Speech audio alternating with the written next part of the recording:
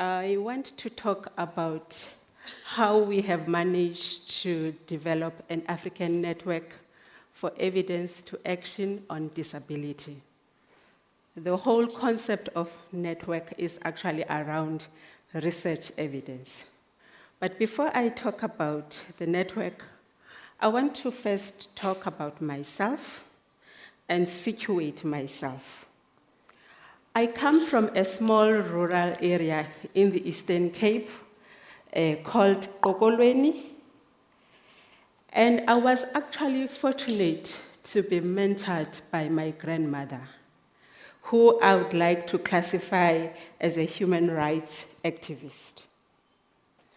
My grandmother was actually an ardent reader.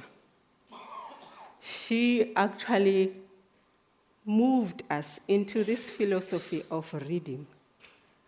Even when we were between 6 and 8, we were able to actually read a whole lot of stories.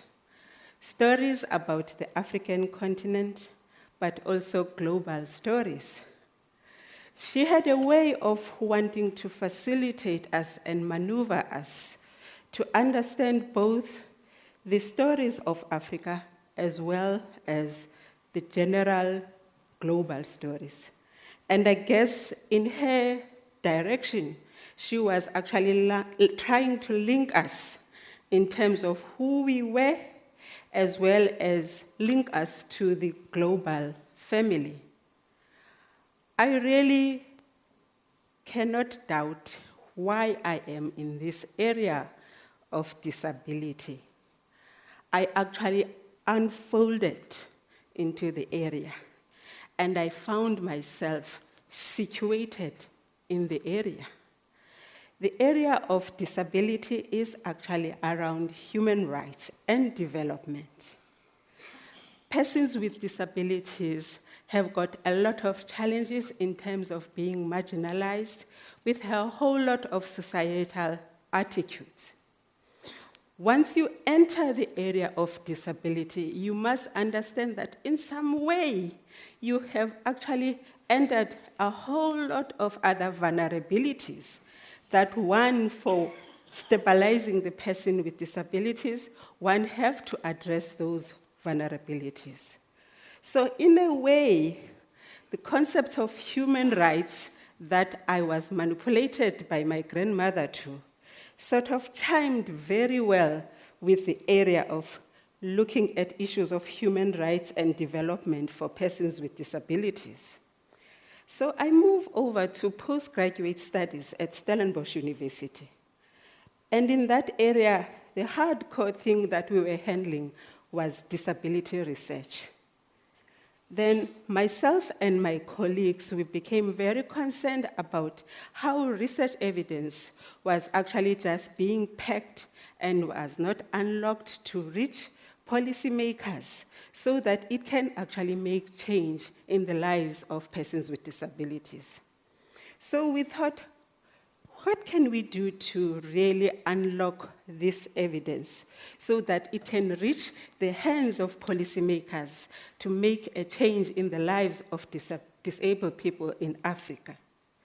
So we started forming links and circles around and thinking, what can we do? We decided to develop a network, an African network for evidence to action on disability. We felt that for this network to work, it actually has to be a regional network because we were also receiving students from regional countries. And so in a way, we wanted to link the students back to their countries in terms of research evidence. We started by tabling a conference in 2007, and we were happy to see that this conference became a success. But what was really something to notice was that both the researchers, persons with disabilities, government, were all sort of fighting a little bit because we have never really occupied a space, a flat space, where all of us could actually sit down as equals. And for once now, we're sitting around the table and we were all saying, let's dialogue. How can we utilize disability research evidence to actually advance the cause of persons with disabilities in Africa? The odd thing is that as we continue our journey, clusters of researchers started coming together in circles, and they started to actually unlock the research evidence. Then they identified in policies that there were gaps in these policies where issues of people with disabilities were actually not included. They further identified that, when policies are being discussed, persons with disabilities were not included in those discussions, while mothers of disabled children in the Eastern Cape were actually saying, no, health services and rehabilitation services in the Eastern Cape were not sufficient enough to actually address the needs of persons with disabilities. So all of a sudden now there was a lot of energy that was actually being unlocked. And so then what was the next phase of the network? These researchers started now pulling disabled learners for capacity building. They started integrating disabled learners in our programs so that they could do masters, they could do PhDs. These disabled learners, when they went back into their own countries, they actually started unlocking the disability evidence out of cupboards. They started actually saying in Ethiopia, the environment is not good enough for wheelchair users to move around Ethiopia. In Malawi, they started saying persons with albinism, that's not good enough, that they are running around in fear of their lives.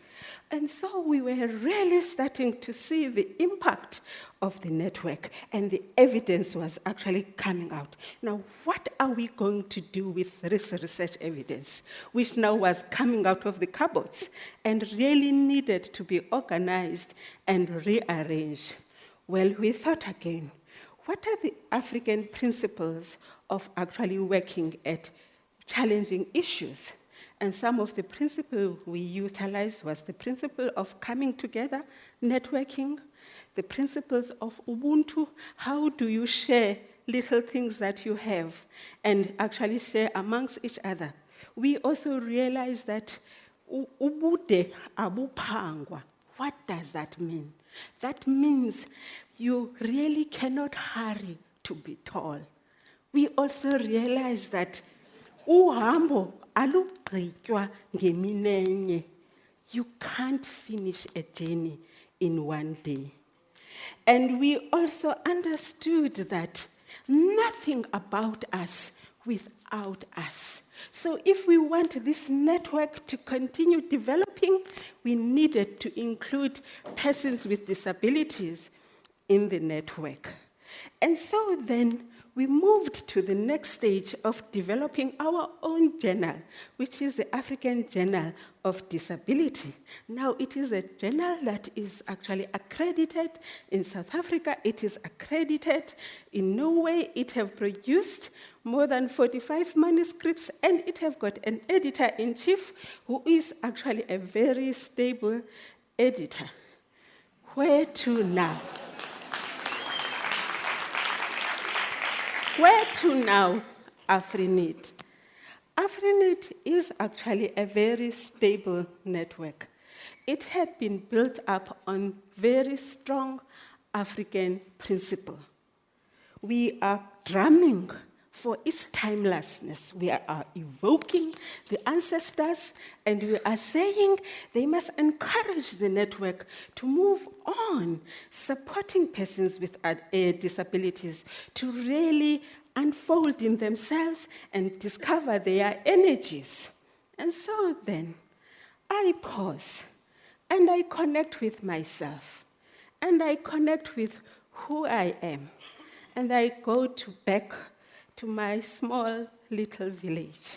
And then today I understand why my grandmother wanted me to listen to her little small radio at 7 o'clock, listening to global news and connecting people and understanding that you really, for human rights, you can't do it alone.